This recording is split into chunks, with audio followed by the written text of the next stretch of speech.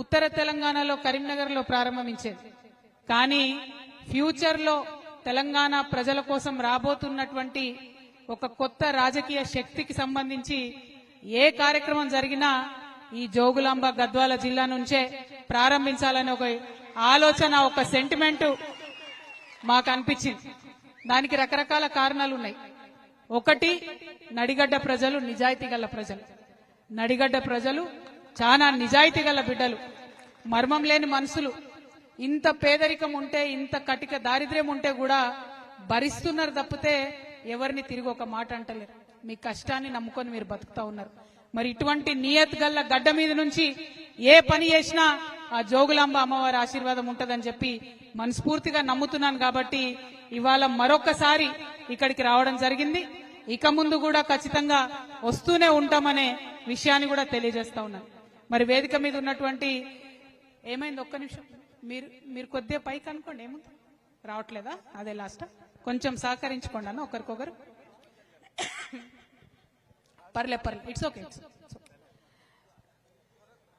వేదిక మీద ఉన్నటువంటి తెలంగాణ జాగృతి రాష్ట్ర ఉపాధ్యక్షులు కోల శ్రీనివాస్ గారికి, తమ్ముడు శివారెడ్డి గారికి, చిలుక ప్రవీణ్ గారికి, ఇస్మాయిల్ అన్న గారికి, వేముల భవానీ గారికి, కొత్తగా సర్పంచ్ గా గెలిచినటువంటి మరియమ్మ గారికి, వారి హస్బెండ్ కి, అట్లనే మా నారాయణపేట జిల్లా అధ్యక్షుడు మా సోదరుడు గవినొల్ల శ్రీనివాస్ గారికి, మన స్వామి గారికి, సీమల రమేష్ గారికి, సందీప్ గారికి, దండే ఆనంద్ గారికి, తేజ చౌదరి గారికి, మన తెలంగాణ జాగృతి రాష్ట్ర మైనారిటీ ప్రెసిడెంట్ ముస్తఫా గారికి, ఇక్కడ జోగులాంబ గద్వాల్ ప్రెసిడెంట్ గారు సలీం గారికి, అట్లనే మా తమ్ముడు బాలాజీ ఉదయ్ గారికి, శ్యామ్ గారికి, మరి అందరికన్నా ముఖ్యంగా ఈ నడిగడ్డ హక్కుల పోరాట సమితి నుంచి ఈ కార్యక్రమాన్ని ఏర్పాటు చేసినటువంటి బుచ్చిబాబు గారికి, లవన్న గారికి, విజయ్ గారికి, విష్ణు గారికి, బలరాం నాయుడు గారికి, గోవింద్ గారికి, రంగస్వామి గారికి,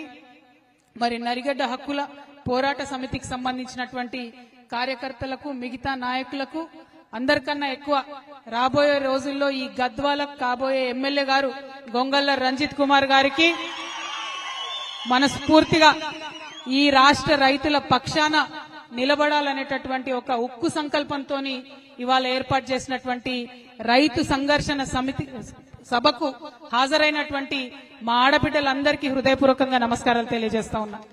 మరి మేము బండి దిగి వస్తా ఉంటే ఒగ్గుడోలు విన్యాసాలతోని మమ్మల్ని ఉత్సాహపరుస్తూ ఇక్కడి వరకు తీసుకొచ్చినటువంటి స్వామి వారి బృందం అందరికీ కూడా మనస్ఫూర్తిగా అభినందనలు తెలియజేస్తా ఉన్నా. మీలాంటి కళాకారుల వల్లనే తెలంగాణ ఉద్యమం ఆనాడు ఉవ్వెత్తున ఎగిసిపడింది.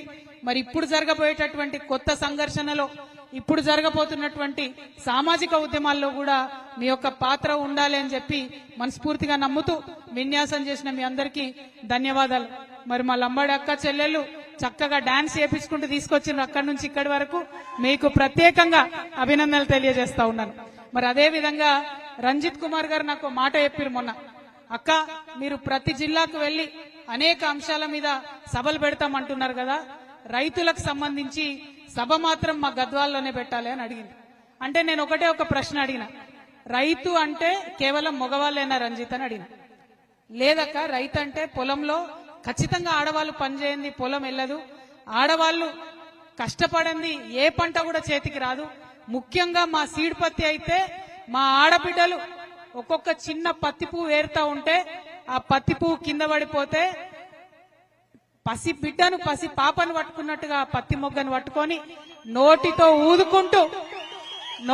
ఊదుకుంటూ మన ఒళ్ళో ఉండే బట్టను కట్టుకొని కాపాడుకొని ఆ పత్తిని తీసుకుపోయి అవసరమైతే పత్తిని ఇంట్లో పెట్టి కుటుంబం అంతా బయట వండుకొని కష్టాన్ని కోర్చి మరి పంటను తీసేటటువంటి కష్టపడే ఆడబిడ్డలు ఉంటారక్క మా దగ్గర అన్నాడు.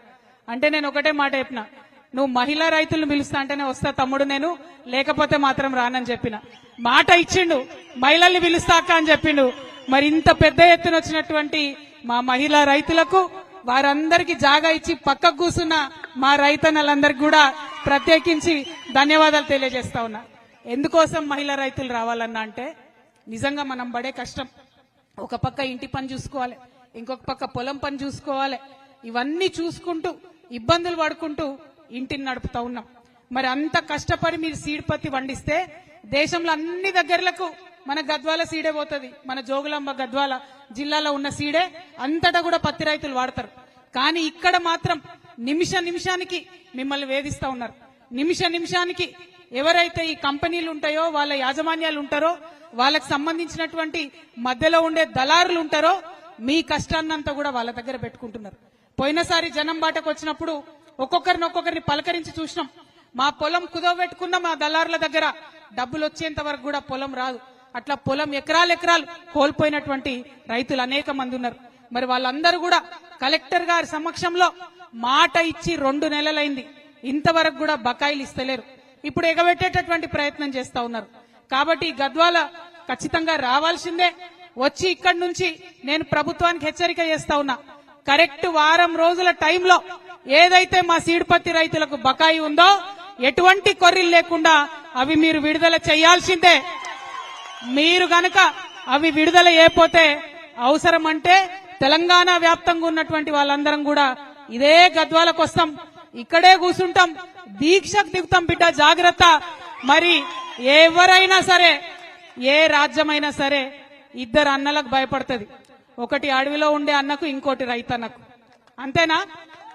ఇవాళ అడవిలో ఉండే అన్నలకు భయపడుతున్నారు కాబట్టే వాళ్ళని కర్కశంగా అణిచివేసే ప్రయత్నం చేస్తా ఉన్నారు. దారుణాతి దారుణంగా మానవ హక్కుల ఉల్లంఘన చేసి వాళ్ళని చంపుతా ఉన్నారు.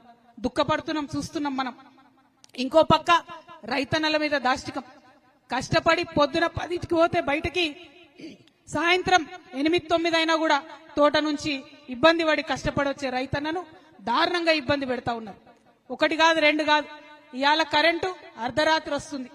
మరి మొత్తం కుటుంబాన్ని ఇడిచిపెట్టాలి, ఇంటికాడ వైఫ్ ని పిల్లల్ని అందరినీ వదిలిపెట్టాలి. వాళ్ళు ఎట్లుంటారో అని రందో పక్కన, మరి అక్కడికి పోతేనేమో పామో తేలో ఉడుతుందనే బెంగ ఇంకో పక్కన. మరి ఇంత పెద్ద మనుషులు వచ్చిందే, ఇయ్యరాదా కరెంటు? పరిశ్రమలకైతే ఇయ్యొచ్చు, బ్యాంకులకు 1000 కోట్లు డబ్బులు ఎగబెట్టేటటువంటి పరిశ్రమలకైతే కరెంట్ ఇవ్వచ్చు. కానీ మరి కష్టపడే రైతులకు కరెంట్ వస్తలేదు. దాని మీద ఖచ్చితంగా మనం అడగాల్సిన అవసరం ఉన్నది. టైంకు యూరియా దొరుకుతలేదు.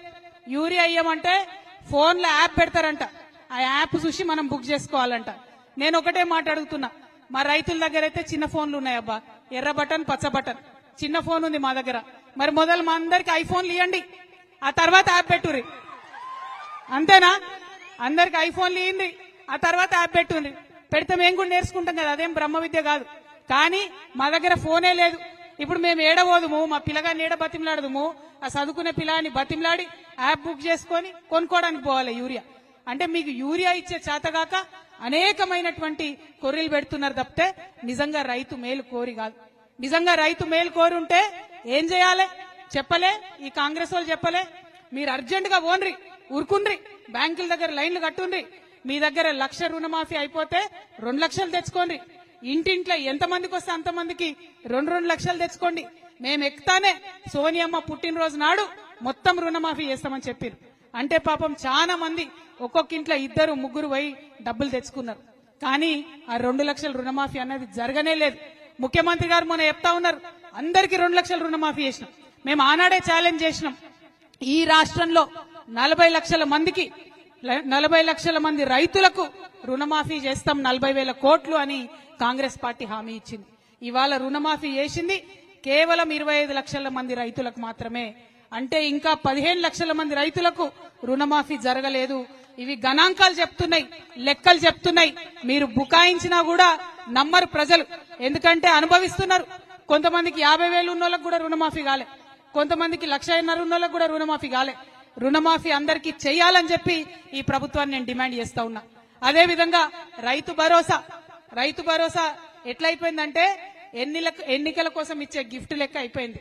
మన ముఖ్యమంత్రి గారు ఏమాత్రం మొహమాటం లేకుండా ఇగో రైతు భరోసాకి వేస్తున్నా నేను, తర్వాత ఎన్నికలు పెడతా ఎంపీటీసీ డెప్యూటీసీ అని చెప్తున్నారు. అంటే కేవలం ఎన్నికలప్పుడే రైతు గుర్తొస్తుండే తప్పితే మిగతా టైంలో గుర్తొస్తలేదు.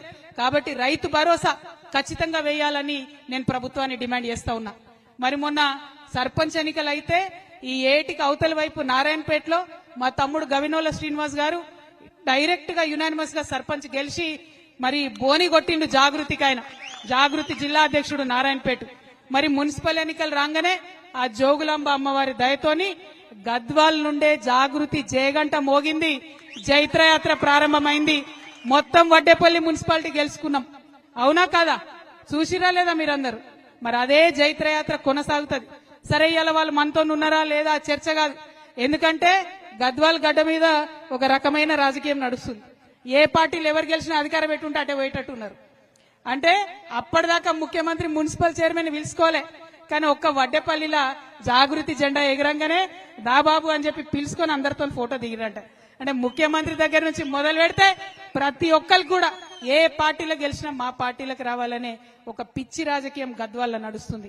నేను ఇవాళ ఎమ్మెల్యే గారిని అడుగుతున్నా, మీకు ధైర్యం ఉంటే, మీకు దమ్ముంటే, మీకు చిత్తశుద్ధి ఉంటే మీరు ఏ పార్టీయో రేపు ప్రెస్ మీట్ పెట్టి చెప్పండి. ఎక్కువ వేరే ఏం చేయదు. మీరు ఏ పార్టీయో చెప్పండి. ఏ పార్టీలో ఉన్నామో చెప్పుకోలేనటువంటి వాళ్ళు మీరు ప్రజలకు ఏం చేస్తారో ఎట్లా చెప్తారు? అంటే నువ్వు కాంగ్రెసా, నువ్వు బీఆర్ఎస్ఆ? నువ్వు కాంగ్రెస్ చేసే పనులు చేస్తావా ప్రజలకు, లేదా బీఆర్ఎస్ వాళ్ళు చెప్పే పని చేస్తావా? మరి ఏం చేస్తావు? ఏం చేయకపోతే ఎందుకున్నట్టు ఎమ్మెల్యే? రాజీనామా చేయి రాజీనామా. ఎందుకు అడుగుతా ఉన్నా అంటే బీఆర్ఎస్ పార్టీ నన్ను సస్పెండ్ చేసింది. నీతి ఉంది, నాకు ధర్మం ఉంది కాబట్టి ఆ పార్టీ ద్వారా వచ్చిన ఎమ్మెల్సీకి 1 నిమిషంలో నేను రాజీనామా చేసిన. నియత్ ఉండాలి, రాజకీయాలు చేయాలంటే నియత్ ఉండాలి, ధైర్యం ఉండాలి. ధైర్యం ఉంటే